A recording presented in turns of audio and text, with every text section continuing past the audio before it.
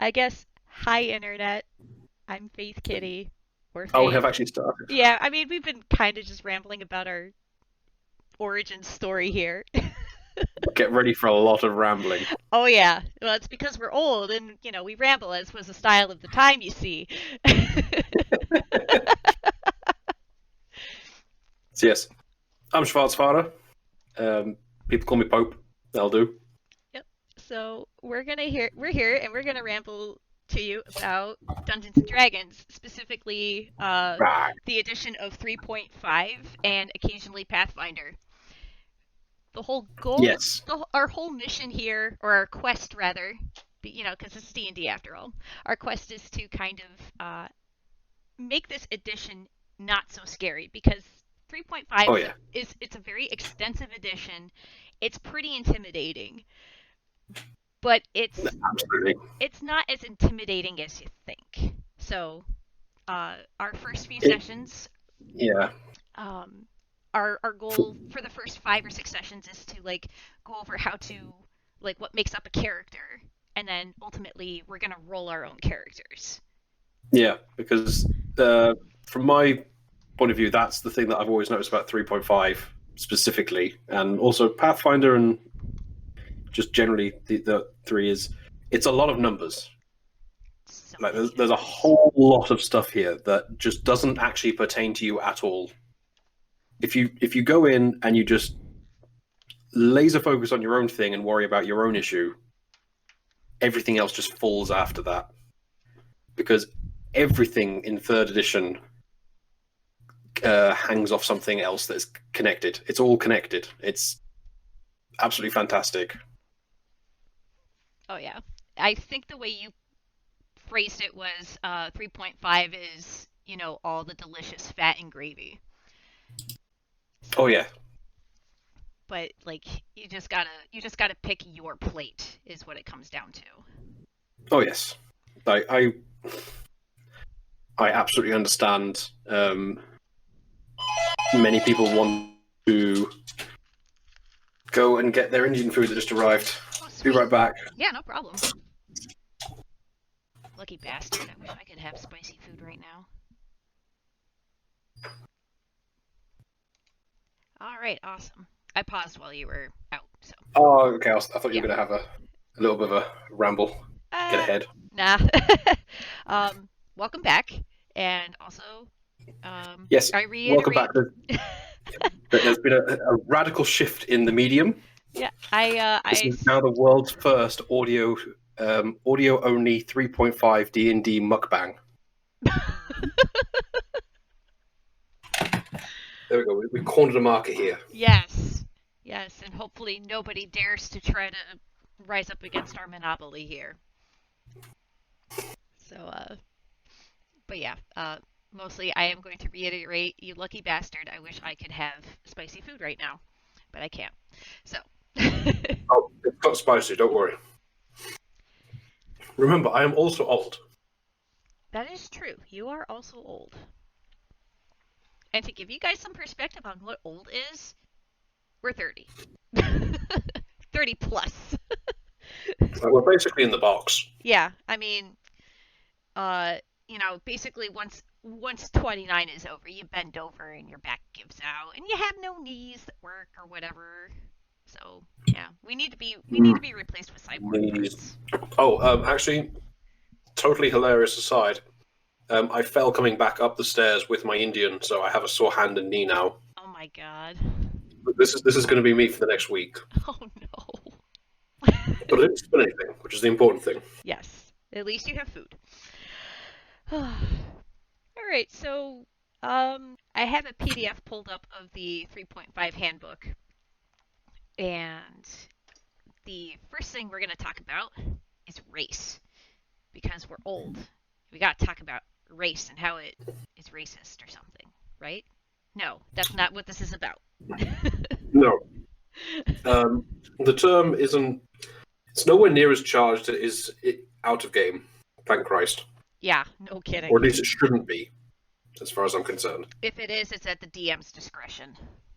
Mm. The way race works is you've got your standard Joe human, your standard Frodo halfling. Uh, Something that's slightly taller than a hobbit is a gnome. And you got your half orc, which is clearly glaring at your average Joe human in the book. Coming up to the angry half orc's elbow is a dwarf. It looks like he's gonna kick your ass. Then you've got a super pretty boy half elf, and then a slightly shorter pretty boy elf. Yeah, that's actually a very interesting thing that I didn't notice until very recently. 3.5 was the last time in the 3.5, sorry, the D&D and Pathfinder chronology, where elves were shorter than humans. In Pathfinder 1, and since then, elves have been taller, and thusly half-elves have been taller than humans as well. I'm not sure how I feel about that. Like, Yeah. do you think maybe it changed because of the Lord of the Rings movies? Because elves were really tall in that movie? Oh, excuse me. I think it might have been movies. I think another factor was Pathfinder wanted to move towards a more anime feel. Ah. I don't really know how to explain it really without going overly mechanical here, but basically the entire game is 95% the same as 3.5, but they just added more stuff. Oh. So a character is more capable, has more power, and does just generally more stuff. And that has a very anime feel to me. Wasn't that something that was in 4th edition, where they could just do more things? Oh, my 4th edition memory is so bad. Yeah, I only played like one session of 4th edition, but it just kind of feels like there was a lot more you could do, but it was the way it was executed was poorly done. Like I get a lot of my evidence of 4th edition from anecdotal evidence, basically. So people like Puffin Forest, he has a lot of 4th edition stories. They're all very entertaining when he tells them because he knows how to make them sound cool. But he has also done videos where it's like, mechanically, this is what it looks like. It's not very fun. Yeah, mechanically is exactly how he says it. That was actually the reason that we hated 4th edition. That us 3.5 players hated 4th edition because it was too mechanical. So we went back to 3.5. Because I feel that's like how different the perception and reality of 3.5 is.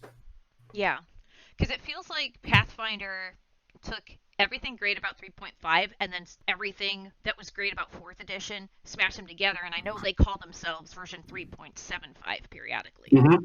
So, like, that makes sense to me. Pathfinder being, like, and I'm saying this in the most endearing and joking way possible, the Weeb edition is really entertaining to me. I think that's entirely fair. But I also have a new stance on weebs because I was reading an interview for when the first AD&D was released and monks were included as a class. And apparently one of the designers was so hyper excited about some kung fu TV show that was on at the time. This was must have been in the 70s. And he was just apparently he was swinging through the hall on chairs and just like, oh yeah, this guy's got to be able to climb on the walls. He's got to be able to jump huge gaps. He's got to be able to do backflips. And so anime. So yeah, in theory, everyone's a weeb, and that kind of energy, just because it's for what is typically weebish, isn't exclusively to people who enjoy that sort of entertainment. Oh heck no! Like that kind of we are all hipsters. We are all weebs. And some of us are just older hipsters that need our hips replaced. I was cool before it was cool, damn it.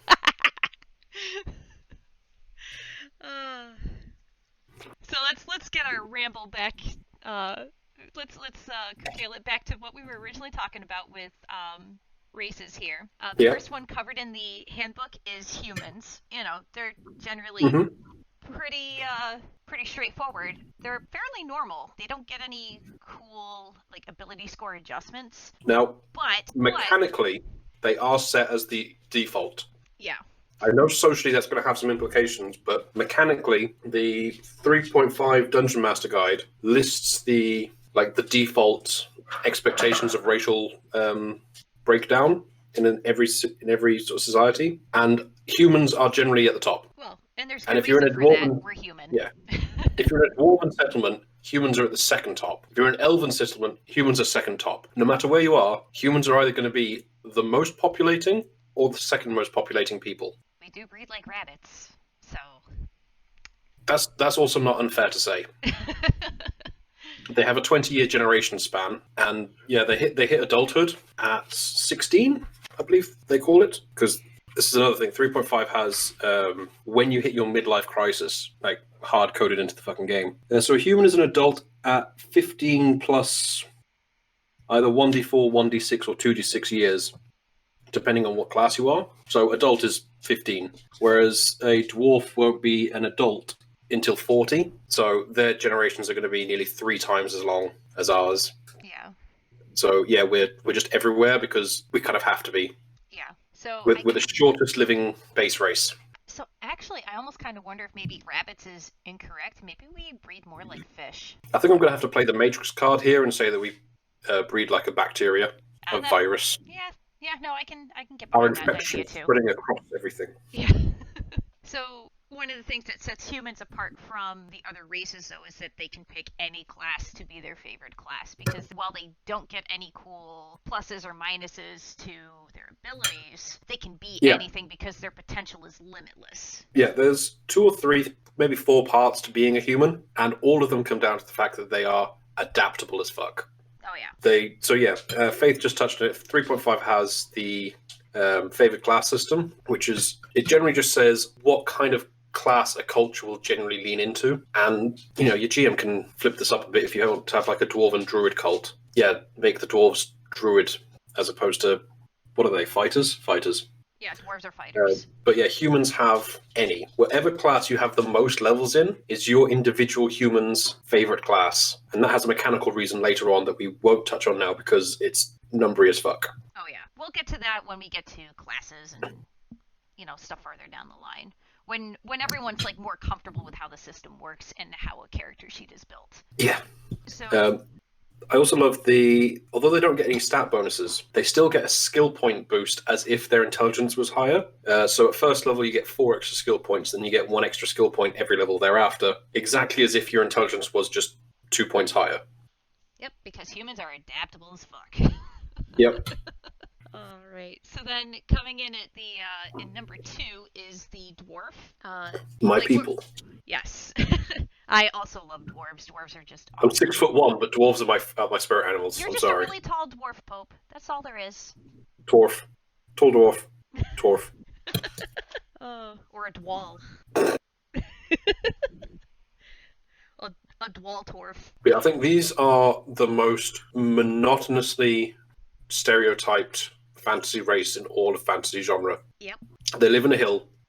They make stuff with stone. They make really cool swords. And they always talk in a great Scottish accent and talk about their beards. You know what's funny is I was just on YouTube yesterday looking up the origin story of the Diggy Diggy Hole song, which is hilarious, by the way. Yeah.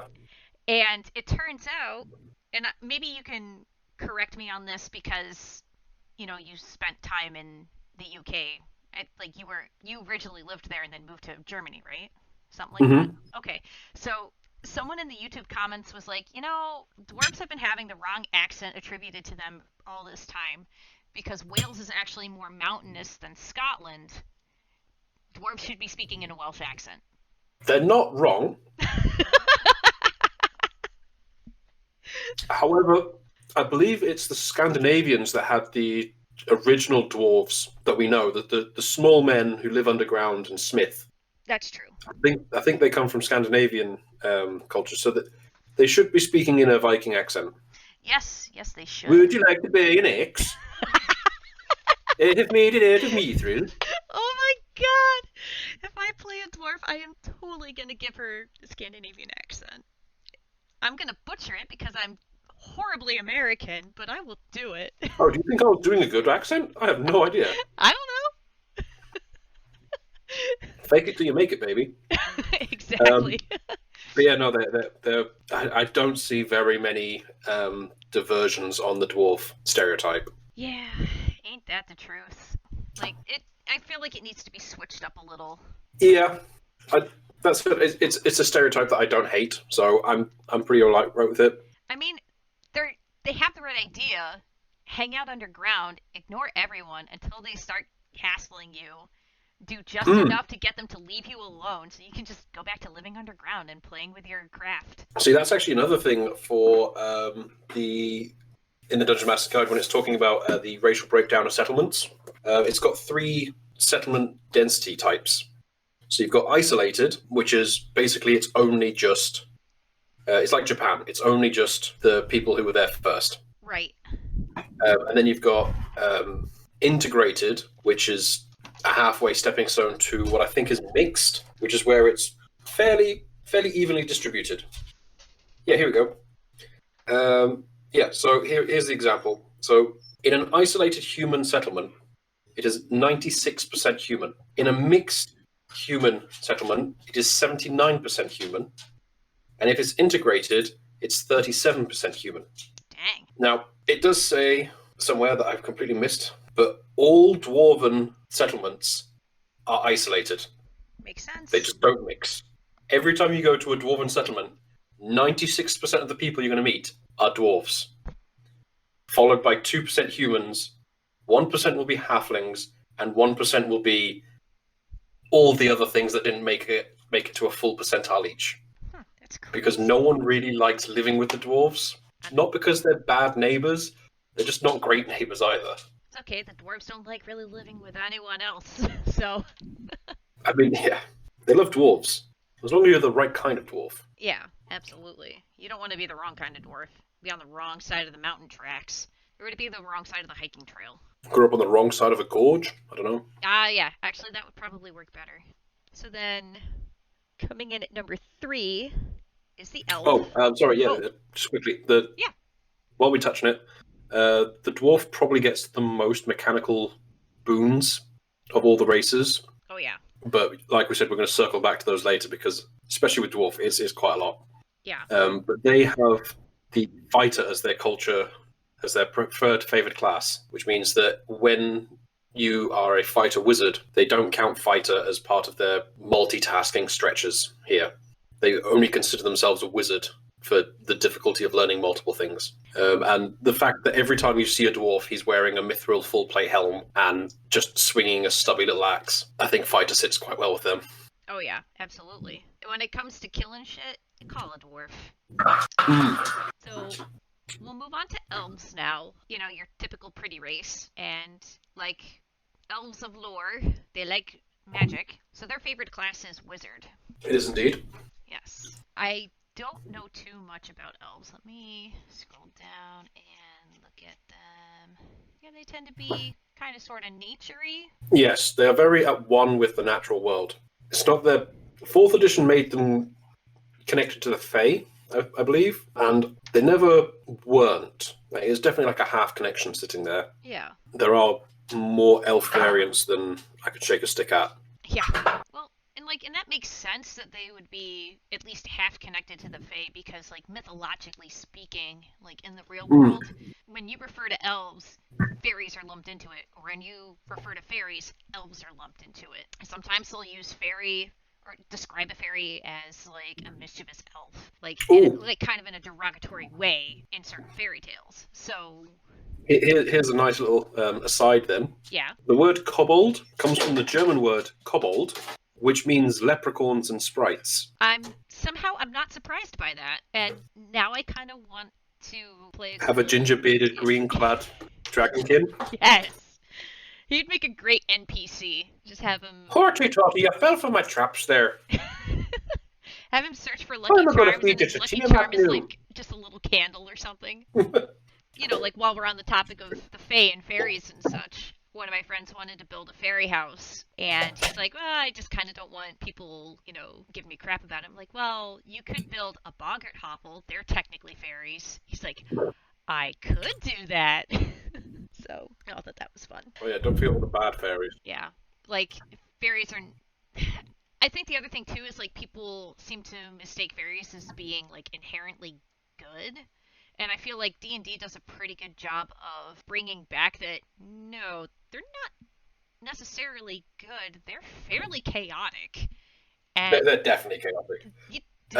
I actually would like to do a huge slap a huge asterisk on this because I have a horrendous Fae stroke celestial rant and a big talk about how societally we have changed the representation of a very specific creature that's near and dear to me. Oh, which So I one? want to stick a massive pin in that because I get quite heated, and Oh, I'll need okay. to All right, I'll note need to to not be self. eating. Note to self, episode 7. Pope rants about the giant asterisk. Get that build up. I don't need to build it up. It's just always sitting there. Oh, well. I don't know then.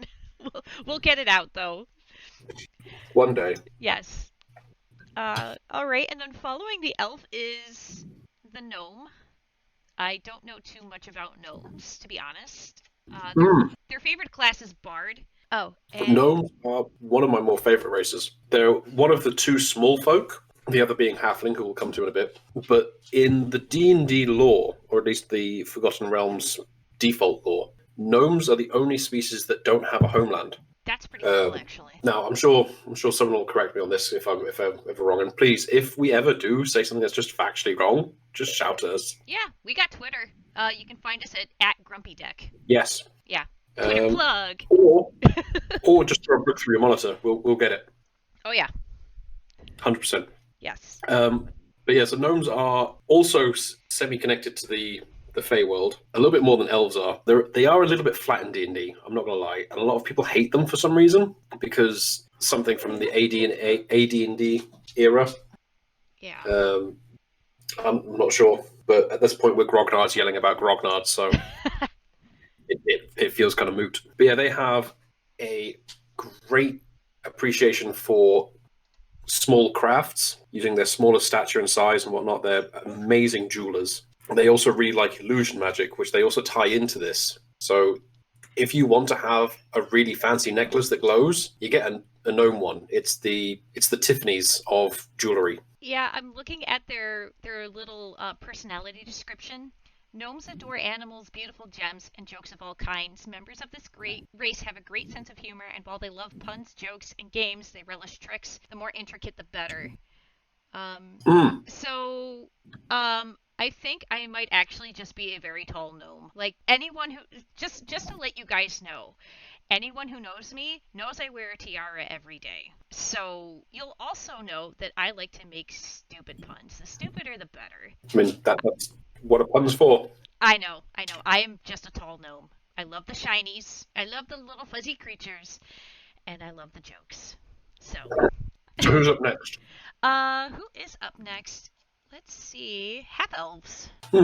Let's loop round to the half folk. Okay. Do we want to do halflings because it goes half elf, half orc, halfling? Halfling is in fact a full halfling, not a half something. So Just to be annoying. So it's a full ling. Yep. So I think actually one of my favourite D&D memes of late was someone posed the realisation that there are no humans, there's just dire halflings. Yes, I love that meme. So halflings. Yeah, so or halflings are, yeah. regular lings. Their favorite class is rogue, and that makes sense. I mean, they're largely ignored as far as I can tell. I kind of like Mechanically, in my personal opinion, there is no better race class pairing than a halfling rogue. Everything in your halfling race is almost specifically to make you a very good rogue. That's pretty cool. It's pretty cool, but it does end up with a lot of trope builds. Well, you could always subvert your trope build if you know And how, that's why I have a Bill Hook human rogue and a halfling barbarian. See, that's fun. I quite like Pisley. She's just she's just fun. I don't know why. I don't know where she came from either. It's just now she's your bubbly halfling barbarian that's just like super positive and just upbeat all the time, right? Yeah. Until she gets pissed her, off. Yeah. Basically, her entire drive is just to explore and meet new people. Very chaotic, very good-hearted. I'm really sorry. This dog has decided now is the time to go mad. Well, naturally. You're not paying attention to the dog. Is it Bonnie that's giving you trouble? Yep. Do you have one dog or two? Just the one. Oh, for some reason I thought you had two. I'm like losing it now. Yeah, someone else made that comment a couple of days ago that I've got multiple dogs. I was like, no. But yeah, so the halfling is small. They are only like 3'3", thereabouts. And they're just really good at scouting, sneaking, and they're also really not terrible at anything. Um, They're kind of like just shorter humans, right? They're very versatile you despite their say that now. size. Here's the funny thing: there is variant races of each of these, and halflings have a variant halfling called tall fellows, and these halflings are slightly taller than a normal halfling. They come to about the same height as a dwarf, I think, Huh. and all their racial bonuses are we're humans, but with a size adjustment. They get the skill bonus and the free extra feet of a human, and nothing else of the halfling. Oh my gosh. It's so funny. I remember asking my GM once, "Can I play a tall fellow who's got enlarged person permanently on him?" He was like, "No, that sounds stupid. Why would you want to do that? Because it's literally a human. It's literally all it is." It's a dire halfling. Come on. Oh wait, no, it was the other way around. It was the other way around. I wanted to play a human who was short because I was actually after the mechanical bonuses of being short. Mm. And he was like, "No, that's stupid. I'm not giving you a permanent spell just so you can do that." And then I literally opened the book the next day. I was like, "Fine, I'll be a fucking halfling then." And I was looking, I was like, "Tall fellows? What's a tall fellow? Oh, can I be a tall fellow?" And yeah, that worked. That's pretty hysterical, actually. That's one way to get one over on the DM. Yes, and if you're listening, kids, don't get one over in the GM. It's not worth it. Well, you can if they're good natured about it. Oh yeah. And if you're being good natured about it. If you're just doing it to be a jerk, don't do it. That's a good point. So all you players, don't be dicks, and all you GMs, don't be dicks. Yeah, All right, like that's literally the golden rule. So me and Faith are on a couple of Discord servers, and almost every single week there'll be a person pop up, and they'll say, "I'm new to DMing. I've never done it before, and I'm really scared that I'm going to fuck up." And they're really worried about this, that, and the other. And literally, don't be a dick. Mm-hmm. Have fun, Yeah. and don't force yourself to make something too much. That's another failing of people is that they'll try and turn up for their first campaign as a GM ever, and they'll be sitting there and they'll be stressing, and they've made this entire homebrew world that rivals Tolkien or Martin, and they're sitting there like, "Oh, what are this?" Just no, right? Rapunzel. My answer is always Rapunzel. Mm-hmm. The story is like 800 years old. It's about a guy rescuing a princess from a tower with a dragon. All right, we've already swapped the guy out for a group of adventurers. So we've just got Princess, Tower, Dragon. No, Rapunzel doesn't have a dragon. Rapunzel has a witch. My Yeah. bad. That's okay. I'm thinking of Sleeping Beauty. Still involves a See, princess in that's a the tower. point. They're all the same. Yeah.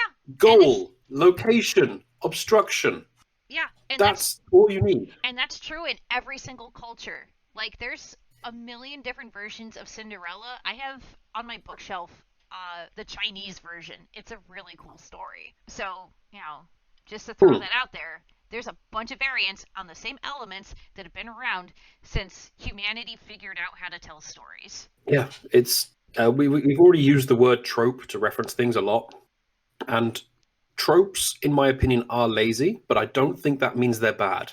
No. Being lazy is not a bad thing. Being lazy means that you are only stressing about the things you need to stress about. It doesn't matter what language your trees speak. Is Gareth having enough fun that he's going to come over again next week? That's how you win D&D, people, is when your party says, "Hey, can we do this again next time?" Yeah, I can't wait to see what happens in part 2. See? It's not about who has the best stats. It's how much fun is everybody having. And if not everybody is having fun, how can you make it fun for everybody? Communication is like super important, but don't beat yourself up if you get quote unquote negative criticism. There's no such thing as like negative the only kind of negative criticism is like, "Oh, it's just bad." Like that's negative criticism. Regular criticism, like actual criticism, is like, "I didn't like this part because ABC. I feel like it didn't match up with this part that I really liked because it had DEF." Yeah. Like that's good criticism. Bad criticism is when someone just says, "Oh, it's just bad." That's nothing to go I've genuinely stood up at the end of a game session and I've shook the hand with the GM and I said, "This is a great story, but this isn't the game that I'm looking for." Yeah, see? Because they'll be wanting to do, they'll just want to be doing something else. And the fact that we're on 2 different pages, I'm not going to force him to change what he's doing to suit me. And quite a lot of the times I'll make my own little compromises and whatnot because, spoiler alert, you're never going to get exactly what you want out of life. Yeah.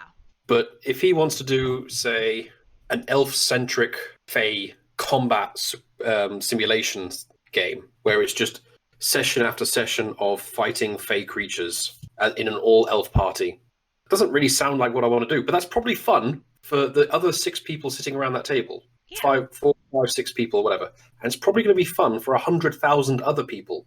So just not liking what's going on is fine. Yeah, absolutely. And Just don't be I a am jerk totally a about lazy it. person. Yeah. That's what it comes Um, down to. and I'm still on that specific GM. He was running. He was running something. It was like a mystery, and it was a bit. The scale was a lot grander than I had time to give to it because I was only in the country for a month. So I would only have like 4 sessions, maybe 5, and his thing was definitely going to be going on for a year, maybe. And it was really cool. It was Magitech with the Dragonborn, and he'd thrown out the Forgotten Realms lore, and the Dragonborn were actually a much more like the fourth edition one, where the Dragonborn came from an alternate reality. Oh, nice.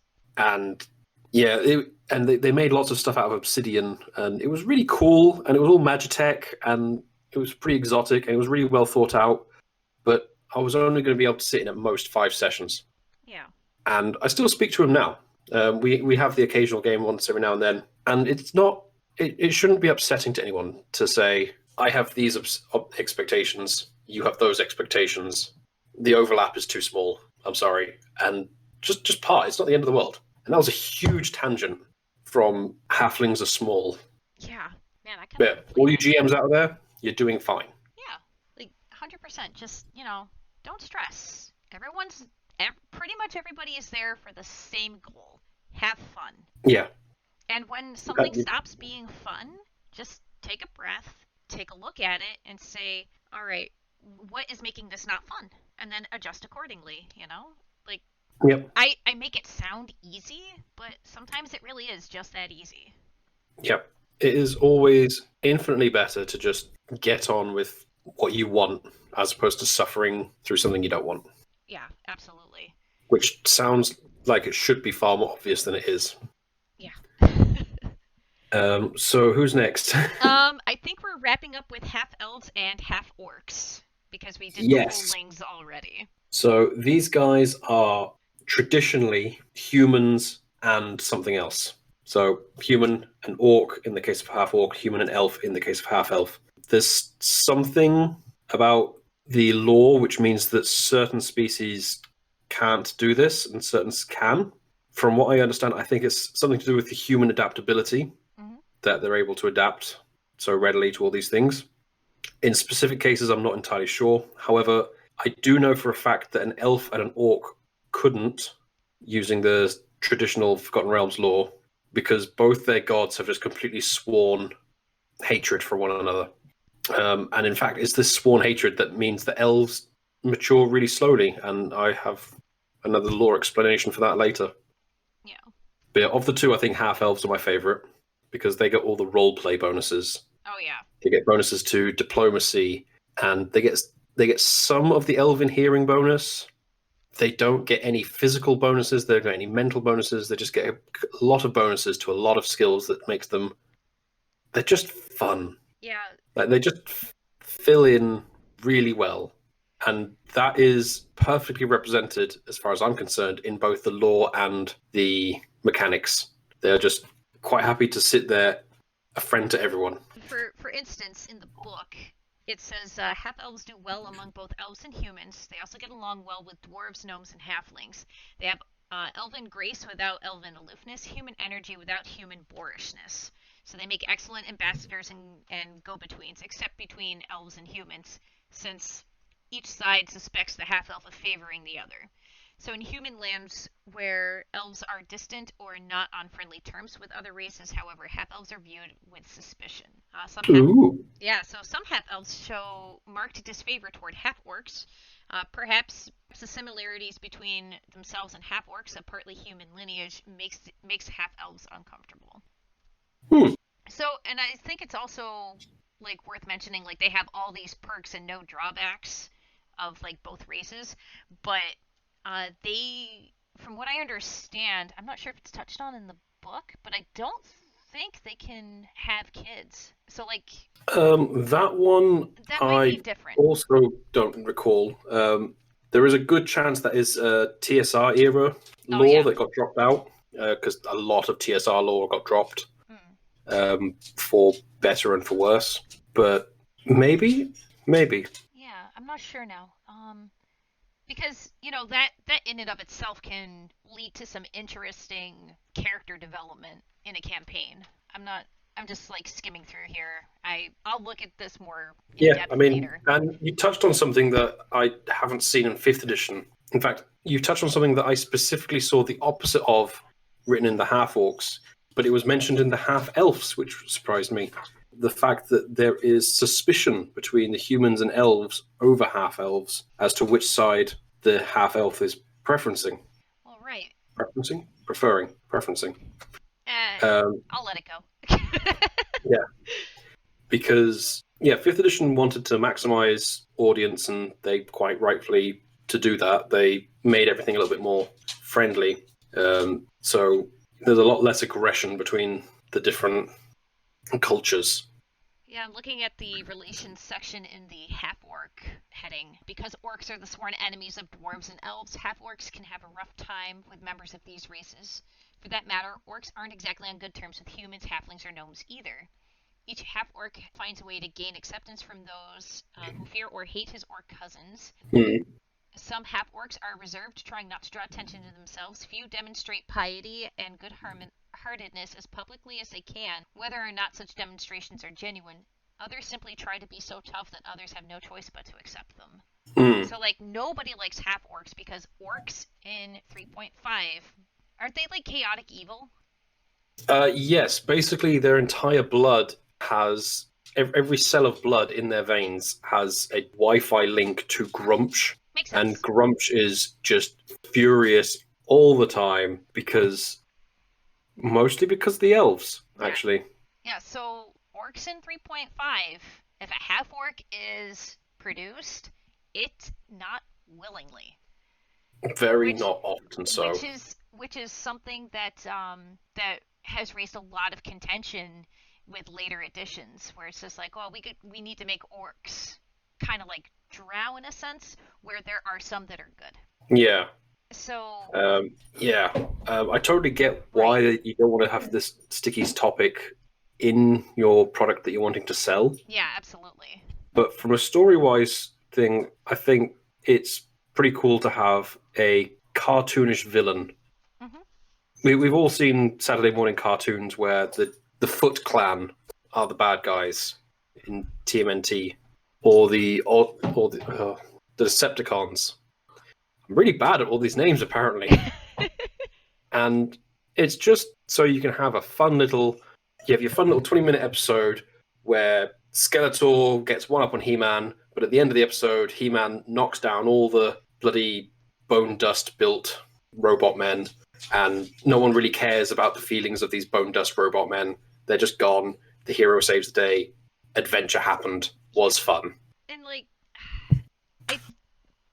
I do like adventure, and adventure should be fun, but I think it kind of comes down to like, I don't want to say political correctness, but sometimes there is irredeemable evil in the world, and when gods are so heavily prevalent in a setting like Dungeons and Dragons, Oh yeah, like atheism is just a thing that really cannot exist. right? So, like as you said, orcs have a Wi-Fi signal in every single blood cell that directly connects them to Grumsh. So, like, And there's really nothing they can do about it, which, it really sucks to best be best them. they can do is best they can do is be a half orc, Yeah, which obviously dilutes the Grumsh line, right. and then you've got a pre-built character with a fatal flaw. Yeah. So you make yourself a. He appears quite often in the books. The most common paladin I think I've seen in the books, in the 3.5 core 3 books, and maybe most of the other ones as well, actually, for 3.5, is a half orc paladin. Which is sweet, considering that Because, their favorite class is barbarian. Which, by the yeah, way, half elf favorite class is any because they're like humans. yeah. Sorry, I forgot to bring that up. Well, they just do everything. It's fucking. Yeah.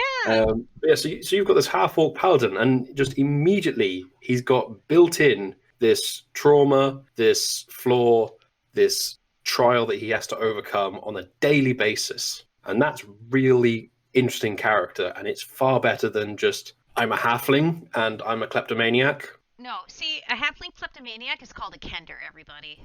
Just saying. Oh man. But yeah, like a half orc paladin who has to overcome those trials daily is a much more compelling story. I totally agree with Oh that. yeah, but yeah, they actually have the least bonuses of any race Yeah. in the core book, which a friend of mine brought up was he thought it was unfair, but I put it to him, and I will put it to you as well, dear listener, that someone has to be the basic. Yep. Someone has to be the easiest race to just put in front of a new player and say, right, you get these really super basic things. He's got dark vision. That's it. That's literally it. That's his big thing. He has dark vision. And he is the only race that has a bonus to strength, which is very amazing for his favorite class of barbarian. So if you want to challenge yourself, play a half orc. Just saying. Like I kind of want to play a gnome, and I kind of want to play a half orc now. I mean, just build counter tropes. Yeah. One of the things that I actually brought up with the same player because he wanted to play a half orc wizard. Well, he wanted to play a wizard, but he wanted to be not playing the same kind of wizard that he'd always played for the last 20 years. So he wanted to make a half orc. And he was really begrudging that -2 to intelligence that they get. Right. That means bugger all. If you have an 18 intelligence, that's amazing. If you have a 16 intelligence because of that -2, you're still well above everyone else. And that actually only makes a 5% difference on some of your spells. In 3.5, when you cast a spell, you use your strength or dexterity if it's a ranged or a melee spell. And then the saving throw is the only time that you use your intelligence. And there are hundreds of spells that do not require saving throws. Oh yeah, and we'll touch on those later. Yeah. So you could be an intelligence 16, an intelligence 14 orc wizard, and you won't be a very good illusionist. That's fair. But you'll be far better at combat magic because you have that strength bonus. Oh yeah. You'll be able to do the shock and grasp spell, which is a melee touch attack. And it's basically you punch them and taser them at the same time. When their fingertips touched, sparks Yeah. flew. You can make a saucy romance out of a half orc wizard blundering his way through courtship. Yeah. And there's some spells as well, actually, thinking about it, that don't require an attack roll or a saving throw. Things like darkness or blur or invisibility. All these do is give you a duration based off your level. So the intelligence means nothing. Right. If it is such a huge burden for you, it's really only a 5% difference. A fighter that has, let's go with a rogue with an 18 in dexterity or a rogue with 16 in dexterity is just, it's a 5% difference on your dice roll. It's not going to be game changing unless it's, a difference between an 8 and a 10 where it's actually somewhat important. So that's like the third ramble that I've gone on today. That's okay. That actually might, we might actually have to wrap it up now. So Ooh. yeah, I think this is a pretty productive ramble Yeah. session. So shall we just quickly end on what your favorite race is now I and why? don't really have one. Just because like I've played a number of them, but I haven't played enough 3.5 because my history Yeah. of just stuff coming up and interrupting things, I never got very far. I do recall though my favorite character, or one of my favorite characters, I only played her for like 3 sessions when I was 12, was a human sorceress. Oh yeah. So she was fun. I can elaborate more as to why she was fun later, but but I was 12, so lots of things are fun when you're 12. Oh yes. Lots and lots of things. And we already know that yours is dwarf, so Mine is definitely dwarf, closely followed by the gnome, both because they have craftsmanship in them, yes. and also apparently I'm a 6'1" dude who just really wants to be short. That's my escapist fantasy. I don't want to be Conan. I don't want to be fucking Bruce Willis in Die Hard. I want to be short and angry at things. Could also make really impressive jewelry. Yes. All right. Well, So thank everybody, you for listening to us ramble. yes, it was lots of fun to ramble, and we'll see you guys later, hopefully. Ciao.